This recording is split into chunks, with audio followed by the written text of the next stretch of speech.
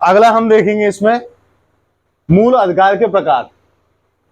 यहां से हमारे फंडामेंटल राइट शुरू होते हैं। अभी तो हमें दिखाया था कि मतलब आर्टिकल 12 राज्य की परिभाषा देता है, आर्टिकल 13 जो है आपकी विधि की परिभाषा देता है, लेकिन आज हम पढ़ेंगे आर्टिकल 14। अभी इसमें समानता का अधिकार दे रखा है। दो तरीके के अधिकार है इसमें, इक्वलिटी बिफोर द लॉ और दूसरा equal protection by the law. इसका मतलब विधि के समान संरक्षण।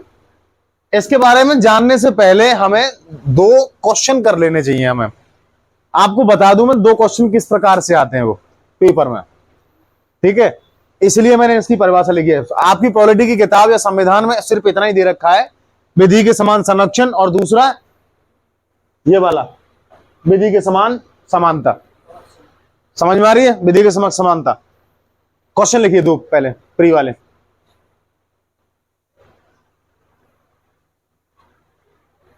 पहला क्वेश्चन, समानता में शामिल नहीं है।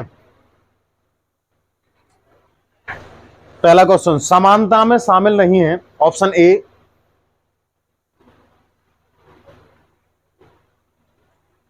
ऑप्शन ए विशेषाधिकारों का अभाव।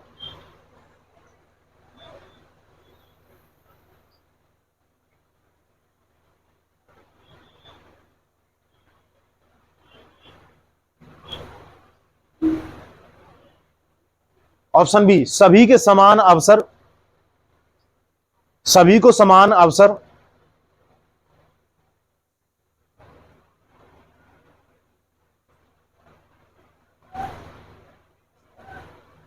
ऑप्शन सी भेदभाव का अभाव, भेदभाव का अभाव।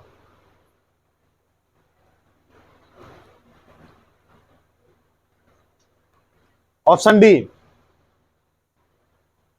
प्रतिस्पर्धा की अनुपस्थिति, यानी कि कंपटीशन की अनुपस्थिति, प्रतिस्पर्धा की अनुपस्थिति। दूसरा क्वेश्चन लिखिए,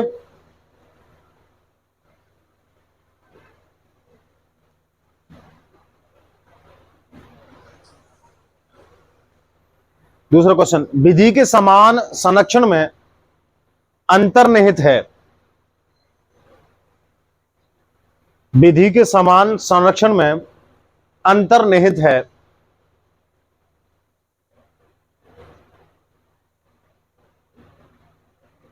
ऑप्शन ए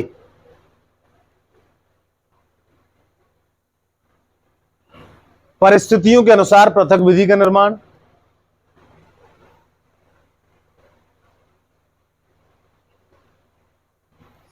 परिस्थितियों के अनुसार पृथक विधि का निर्माण। ऑप्शन बी पुरुष एवं महिलाओं के बीच भेदभाव का अभाव।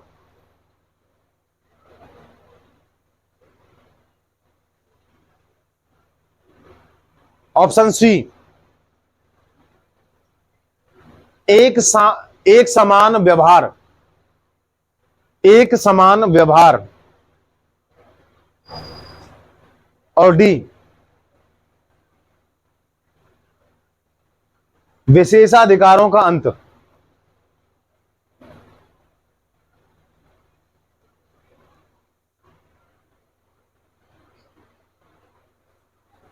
चलिए इन दोनों क्वेश्चंस को आप लगाना तब जब मैं आर्टिकल 14 को आपको समझा दूं। समझ में आ रही है आपको? सबसे पहले ये देखते हैं हम विधि के समान संरक्षण। सबसे पहले हम ये देखते हैं किस देश से लिया था। ये ब्रिटेन से लिया है, ये समझ में आ रही है। और ये विधि के समान संरक्षण का ये प्रावधान हमने कहां से लिया है? अमेरिका से, यूएसए से। और ये यूके से।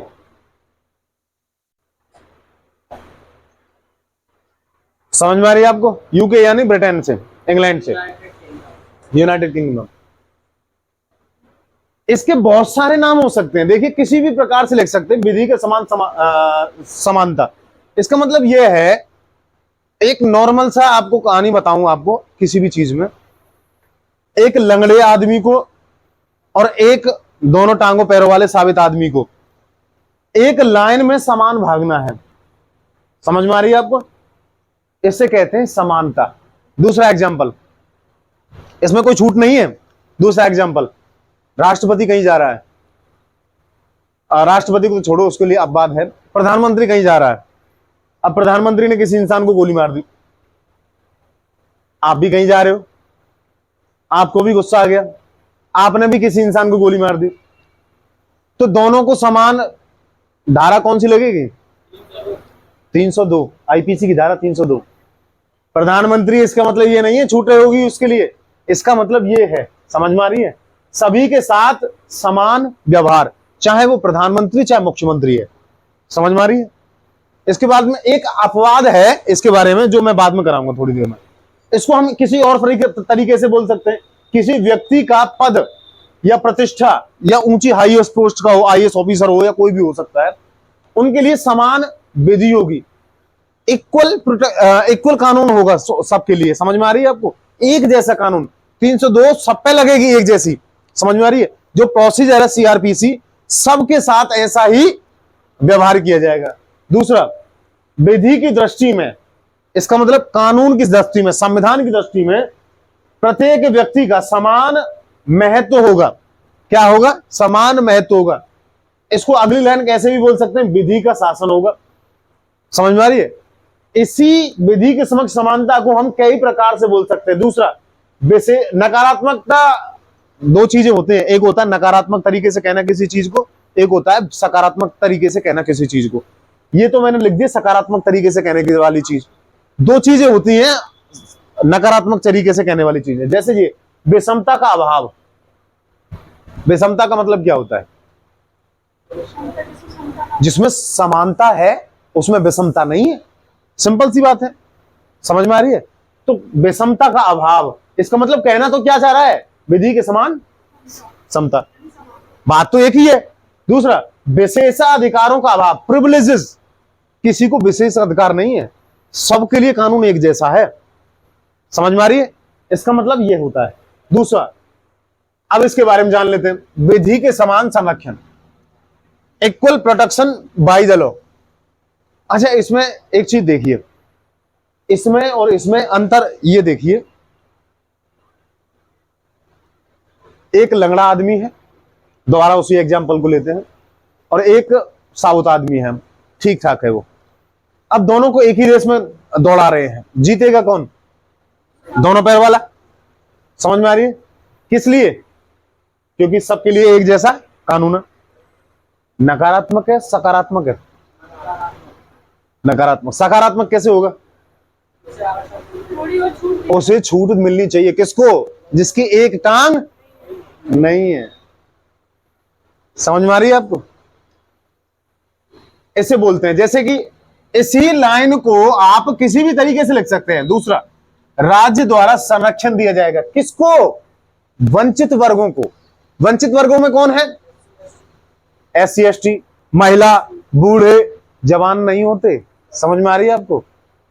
कौन कौन कमजोर कौन होता है हमारे समाज में? कमजोर कौन होता है? बूढ़ा, महिलाएं। महिलाएं खासकर जो है, बुरा मत मानना, ये हमारे भारतीय संविधान में ऐसा है। आज तो महिलाएं खूब उड़ान भर रही हैं, अच्छी बात है, और उनके लिए कहीं गलत कमेंट कर दे मेरे लिए। समझ में आ रही है? वंचित वर्गों का समान व्यवहार नहीं होगा।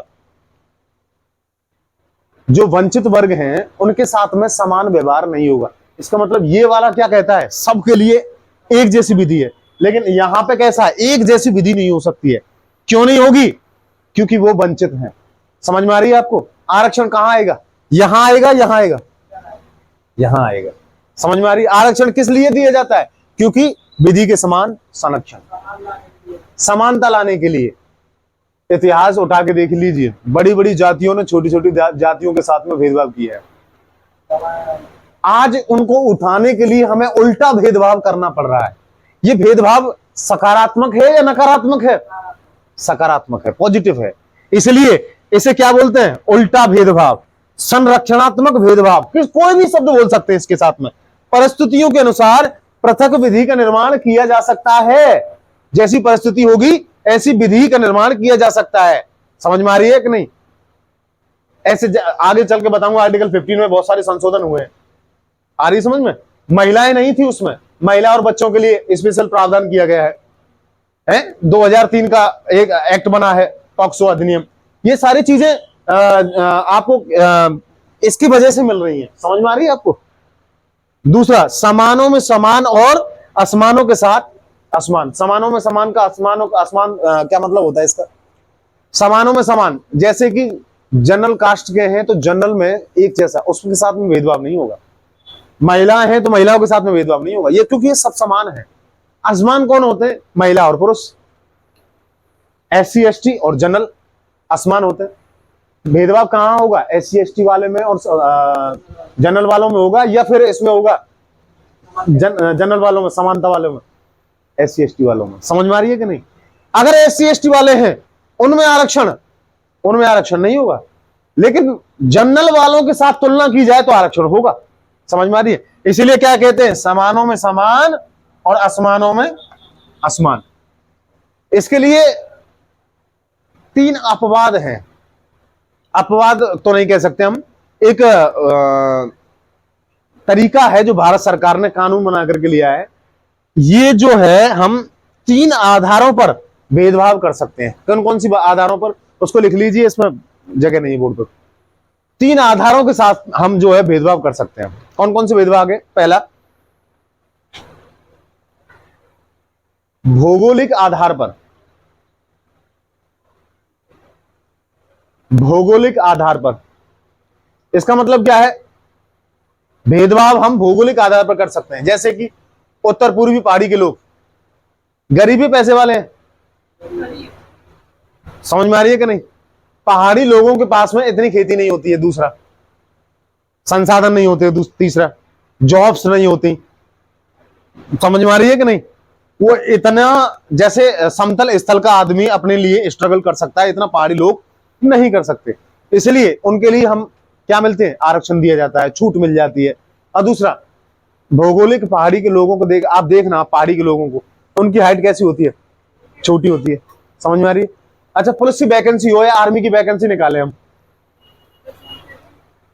और वहां 6 फुट की जो है, हमने इसके आधार पर विधि के समान समानता, समक्ष समानता, इसके आधार पर 6 फुट के जो है हाइट के लोगों को लिया जाएगा। समझ में आ रही है? लेकिन भौगोलिक आधार पर हम 5 फुट के आदमी को भी ले सकते हैं, क्योंकि पहाड़ी लोगों की हाइट कैसी होती है? कम होती है। समझ में आ रही है का नहीं आई? इसका मतलब होता है भौगोलिक आधार पर। दूसरा है, लिखिए, व्यवसायिक आधार पर। व्यवसाय के आधार पर दूसरा भेदभाव कैसे कर सकते हैं हम? व्यवसाय के आधार पर।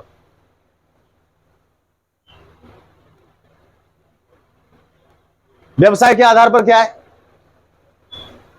एक है अंबानी, एक है अंबानी। अब सरकार से लोन लेना चाहता है, बैंक से, किसी से, कि भैया हमें 1 लाख रुपए दे दो, हम स्टार्टअप करना चाहते हैं। और एक है मेरे जैसा इंसान, मैं अपनी जो है कुछ स्टार्टअप करना चाहता हूं, दुकान खोलना चाहता हूं, तो या अपनी कोचिंग में 2-4 AC लगवा दूं बच्चों को, ताकि गर्मी ना लगे। सरकार किसको पैसा देगी? अधिक रियल में तो अंबानी को ही देगी, ये तो है फैक्ट। लेकिन देना किसको चाहिए? गरीब आदमी को। वास्तव में ऐसा है, संविधान में ऐसा लिखा हुआ है, लेकिन हम, वो अलग बात है कि व्यवहार में सारी चीजें होती नहीं है। समझ में आ रही है? तीसरा भेदभाव कैसे हो सकता है? सामाजिक वंचना, सोशल डिप्राइवेशन। सामाजिक वंचना के आधार पर।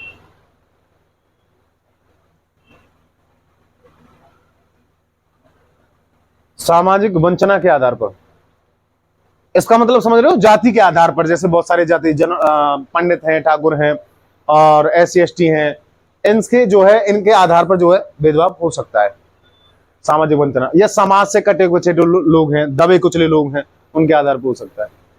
अब ये आर्टिकल 14 समाप्त हो गया है, लेकिन विधि के समक्ष समानता का एक अपवाद है, उसकी हेडिंग डालिए आप। इसका कोई अपवाद नहीं, ये तो अपने आप में एक अपवाद है। समझ में आ रही है कि नहीं? ये तो अपने आप में अपवाद है।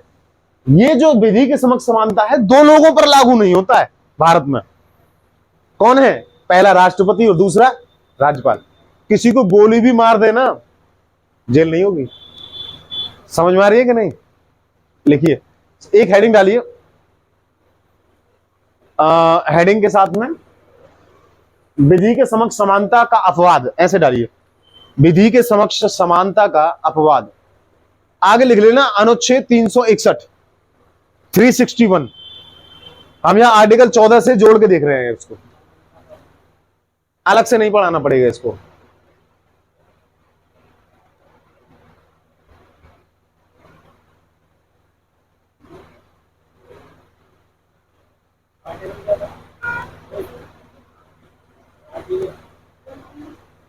तीन सौ इकसठ, अनुच्छेद 361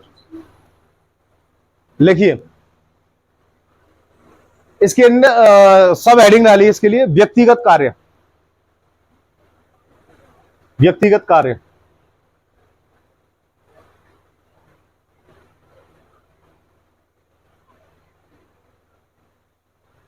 अब लिखिए यहां से, राष्ट्रपति एवं राज्यपाल,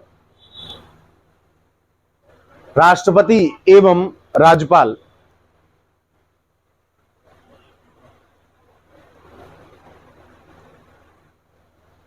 को अपने पद पर रहने के दौरान, राष्ट्रपति एवं राज्यपाल को अपने पद पर रहने के दौरान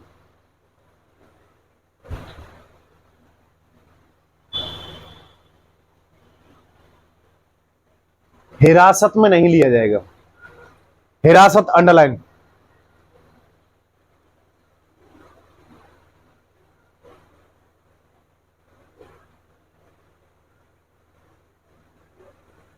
और कोई भी कार्यवाही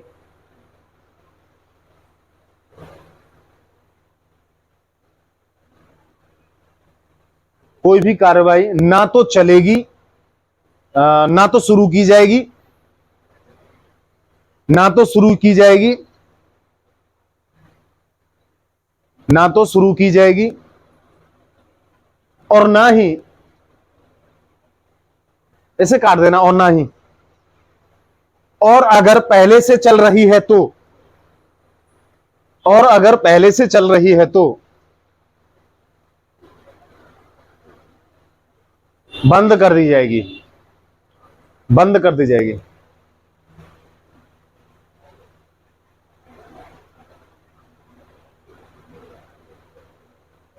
कोष्टक में लिख लेना, ये फौजदारी कानून के लिए लागू होता है। ये फौजदारी को दांडिक भी कहते हैं, क्रिमिनल भी कहते हैं, तीन नाम होते हैं इसके। फौजदारी, क्रिमिनल, दांडिक, कुछ भी कह सकते हैं, तीनों शब्दों के लिए एक ही है। ये किस कौन से मामले में नहीं दी जाएगी? फौजदारी मामले में। सिविल मामले में ये लागू हो सकता है, समझ में आ रही है? सिविल मामले में हो सकता है, पत्नी से झगड़ा हो गया, सर फोड़ दिया, घरेलू हिंसा, समझ में आ रही है? तो हो सकता है, लेकिन हाँ डिवोर्स वगैरह इन सारी चीजों में पर्सनल हो सकता, संपत्ति का मामला हो, सिविल मामला क्या होता है? संपत्ति का मामला, उनमें हो सकता है, बट क्रिमिनल मामले में नहीं हो सकता। दूसरा, अगली हेडिंग डालिए, आधिकारिक कार्य।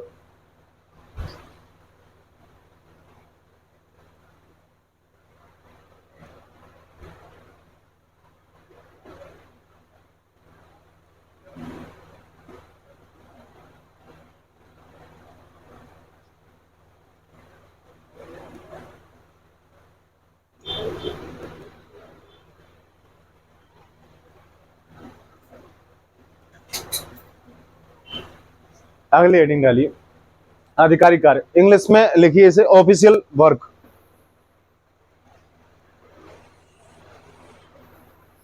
Official work.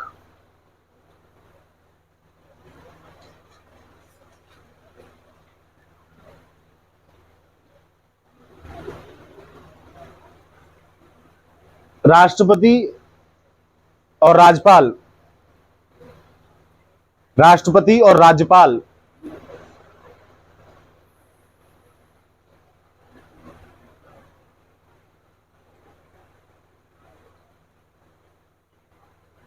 अपने आधिकारिक कार्यों के दौरान या अपने आधिकारिक कार्यों के लिए, अपने आधिकारिक कार्यों के लिए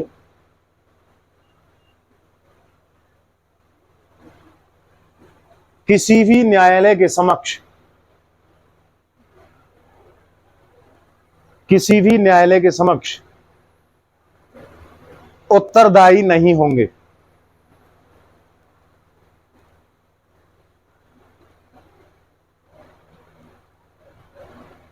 उत्तरदायी नहीं होंगे। अच्छा दोस्तों, एक बात बताइए, हमारे यहां भारत में कौन सी व्यवस्था है? संसदीय व्यवस्था है। संसद का हेड कौन होता है?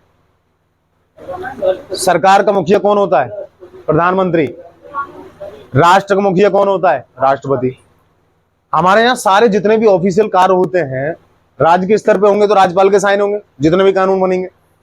केंद्रीय स्तर पे होंगे तो जितने भी कानून जो होंगे वो राष्ट्रपति के कानून होंगे। समझ में आ रही है कि नहीं? राष्ट्रपति को 361 के तहत छूट है। काम कौन करता है? प्रधानमंत्री। नाम उसका आता नहीं है। समझ में आ रही है आपको? क्या खेल खेलते हैं हमारे यहां, उसका नाम आता नहीं है। अगर कोई बात भी हो जाती है ना, जैसे गलत साइन कर दिया, कुछ भी बात हो जाती है, राष्ट्रपति जिम्मेदार हो गया नहीं, प्रधानमंत्री ने साइन किए नहीं। समझ में आ रही है कि नहीं? दोनों में से कोई नहीं होगा। इसलिए दीवानी मामला, अगली हेडिंग डाली दीवानी। ये तो था फौजदारी, फौजदारी में थे दोनों। दीवानी में दो आते हैं, संपत्ति और परिवार। एरो निकाल करके आप लिख सकते हो दीवानी में संपत्ति और परिवार, ताकि आपको बाद में समझ में आ जाए। दीवानी को इंग्लिश में बोलते हैं सिविल, सिविल मामला। लिखिए, राष्ट्रपति और राज्यपाल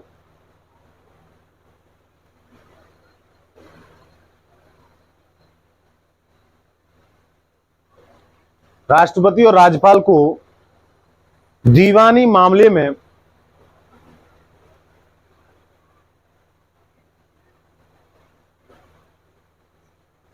अपने पद पर रहने के दौरान,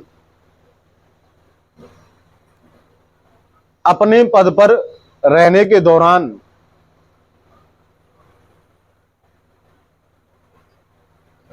कोई मामला चल सकता है। दीवानी मामले में चल सकता है।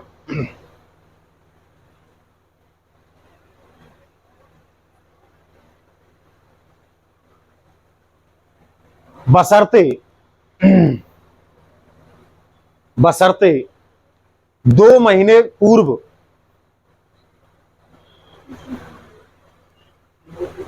नोटिस और कारण के साथ, नोटिस और कारण के साथ, फुल स्टॉप। कितने अचंभे की बात है दोस्तों। राज्यपाल और राष्ट्रपति के लिए अगर कोई आदमी सिविल मामले में कोई दायर कर रहा है, वो भी 2 महीने पहले, और वो कारण बताएगा पहले कोर्ट को, ताकि उसे उठवा लिया जाए। समझ में? ये मजाक था। समझ में आ रही है कि नहीं? वैसे ऐसा हो सकता है, आ रही समझ में? ऐसा हो सकता है, लेकिन ये मजाक के रूप में कह रहा हूं मैं, ऐसे सीरियस मत लेना। पॉलिटिकल मामले, इतने बड़े बड़े आदमी हैं और 2 महीने पहले पूर्व उसको पता चल जाए कि भाई मेरे खिलाफ कोई षड्यंत्र रच रहा है, तो कुछ भी हो सकता है। और हमारे देश में तो कुछ भी हो सकता है। समझ में आ रही है?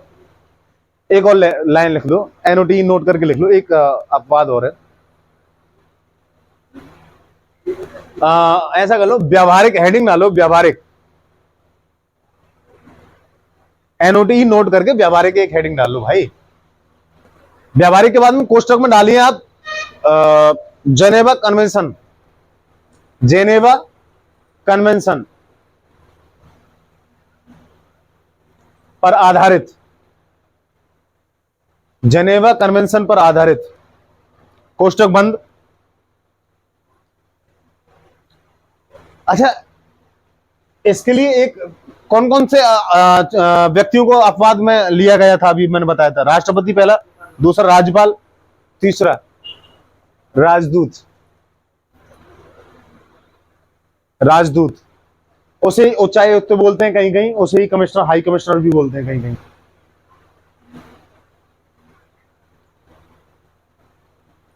अच्छा, एक बात बताऊं, कहानी बताऊं आपको, छोटी सी, 1 मिनट की। रामायण काल में सबसे पुराना ग्रंथ कौन सा है? रामायण ही है ना, सबसे पुराना कहानी रामायण। उसमें राजदूत का काम कौन करता है? अंगद। रावण, रावण क्या कहता है? अंगद कितनी कितनी बुरी बोलता है उससे, रावण से, मेरा पैर उखाड़ के दिखा दे तू। लेकिन रावण कुछ नहीं कहता, क्यों? क्योंकि राजदूत का सम्मान किया जाता है, राजदूत से कुछ नहीं कहा जा सकता। समझ में आ रही है? तब से ये परंपरा आज तक चली आ रही है। समझ में आ रही है? आज के लिए इतना ही। कल से हम पढ़ेंगे आर्टिकल 15 और 16।